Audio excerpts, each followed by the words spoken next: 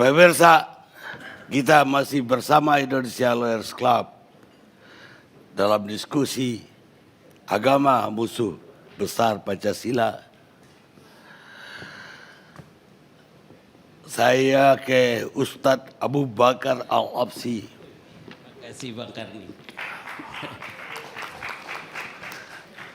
Makasih Bang Karni, lama kita nggak jumpa Bang Karni ya. Lama ya? Iya. Judulnya juga cukup hangat ya. Karena apakah benar Pancasila bertentangan dengan agama ya. Bang Karni, saya mau kasih pantun dulu lah ya, biar agak rileks. Mulut manyun diberi permen, terlalu banyak bikin sakit gigi. Jadi pejabat jangan asal statement, bisa bikin rakyat panas hati. Bang Karni, kita tahu bahwa sesungguhnya Pancasila itu adalah ideologi negara yang sudah merupakan nilai mati lah ya. Coba ingat sejarah tahun 65, siapa membela ketika Pancasila dirongrong oleh PKI? Umat Islam. Ya, itu jelas. Artinya orang yang beragama yang membela. Oleh karena itu kali lagi saya mengingatkan Pancasila ini sudahlah. Pancasila merupakan harga mati sebagai ideologi bangsa kita, Indonesia. Ya. Dalam agama saja juga kita tahu sendiri ya. Ada maqasid syariah. Dalam maqasid syariah itu percis benar Pancasila.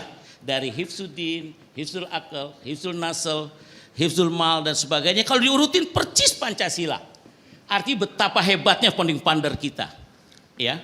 Artinya dari beberapa tokoh agama yang ada di tim membuat perancang Pancasila tersebut sangat jelas ya arah yang dibuat. Selanjutnya ada 3 hal bagi saya kalau mempertentangkan agama dengan Pancasila. Yang pertama, dia nggak mengerti Pancasila. Pasti itu. Biar dia sebut dia apa kayak apa, dia tetap nggak ngerti Pancasila. Kenapa? Kalau dia artikan berbeda dengan agama, jelas ketuhanannya Maha Esa. Itu fair. Ya. Yang kedua, kita tahu bahwa sesungguhnya kalau pemahaman seperti itu menurut saya itu sesat berpikir. Nggak pantas kita ke profesor ngomong sesat berpikir, nggak pantas. Tapi faktanya begitu. Karena dalam sila satu ketuhanan yang Maha Esa itu jelas mewarnai secara filosofis Pancasila 2, 3, 4, dan 5. Semua terwarnai dengan ketuhanan yang Maha Esa. Yang ketiga Bang Karni, saya khawatir ada mission khusus. Nah, ini mission khusus ini yang sudah tadi terbicarakan tapi dianggap gak pantas. Tapi mungkin ini terlalu jauh, namanya praduga.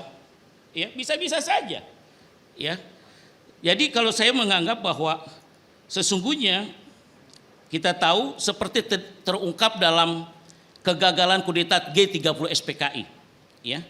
Dijelaskan bahwa PKI saat itu sengaja membuat kegaduhan dengan mempertentangkan Pancasila dengan agama.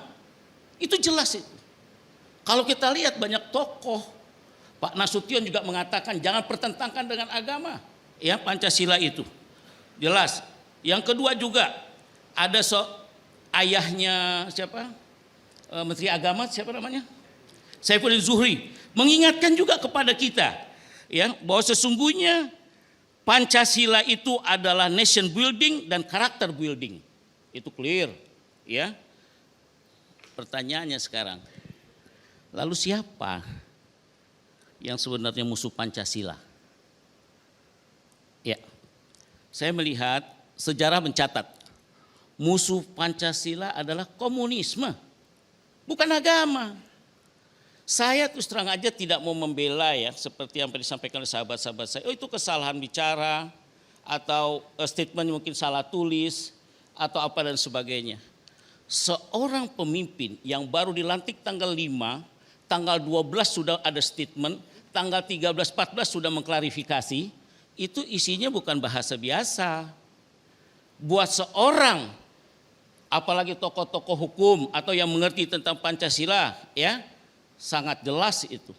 Dan bahasa itu jadi, itu juga jelas itu.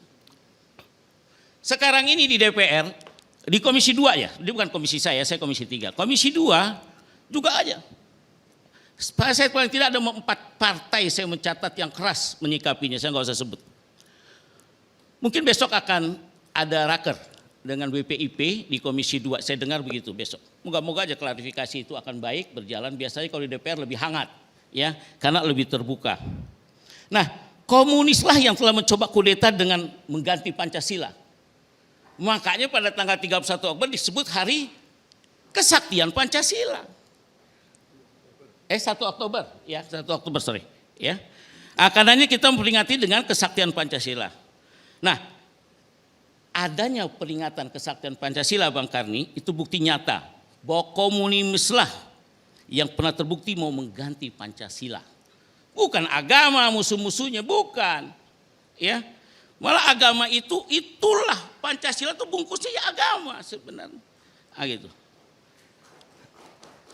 Ini saya terus terang aja Bang Karni, yang begini ini masalah komunisme dengan Pancasila jangan dikubur nih cerita ini. Kita jangan lupa dengan jas merah, ya, tentang sejarah. Dan jangan ditutup-tutupi kisah ini, ya.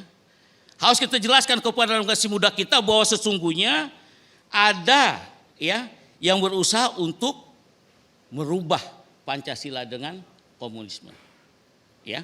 Sungguh pun mungkin tidak sejauh itu fakta sejarah. Dan ini kita lewati. Maka kita sebut terus hari kesaktian Pancasila masih kita rayakan. Nah oleh karena itu Bang Karni, saya melihat semoga seorang tokoh, seorang pimpinan seperti BPIP ini Pak Yudin, mestinya kalimat-kalimat ini tidak muncul dari beliau. Kalaupun dia salah seperti itu, katakan aja salah, sudah selesai. Saya salah bicara, maunya ini. Itu kan lebih clear. Tetapi juga jangan salahkan kalau ini kita bernegara, ada yang menuntut, ada yang mengajukan secara hukum, juga tidak salah. Gitu. Jadi kita bukan ingin kegaduhan, tapi inilah bernegara dalam demokrasi.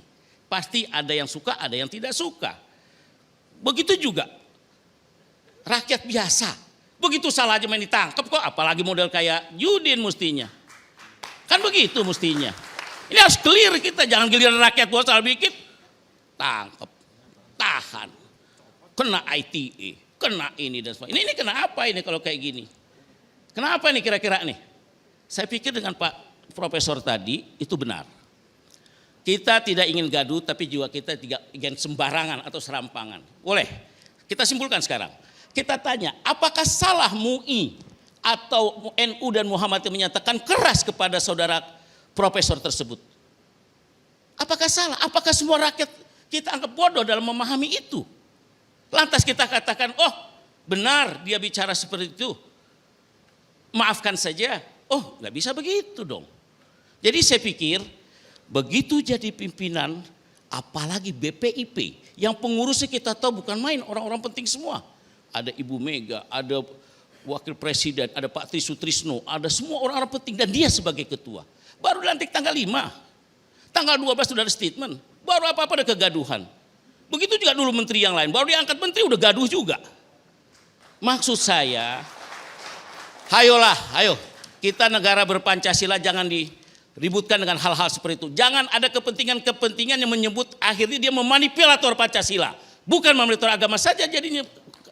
Bapak kita siapa Pak Lur? Jadi kalau ada manipulator agama kita akan katakan yang begini juga bisa jadi manipulator Pancasila. Jangan merasa yang paling paham Pancasila itu mereka-mereka saja. Jangan kita akhirnya menyalahkan yang paham Pancasila tafsir menurut mereka. Terus yang menarik perasaan kita salah. Enggak.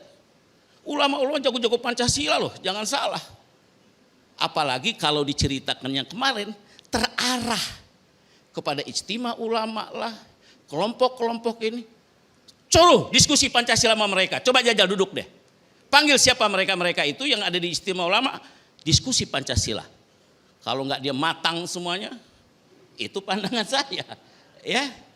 Jadi Bang Karni, saya pikir kalau ingin tidak gaduh, model Pak Yudin ini biar aja dipanggil. Sesuai dengan undang-undang, sesuai KUHP, sesuai ITE, selesaikan aja. Ternyata menurut polisi tidak salah, clear, selesai.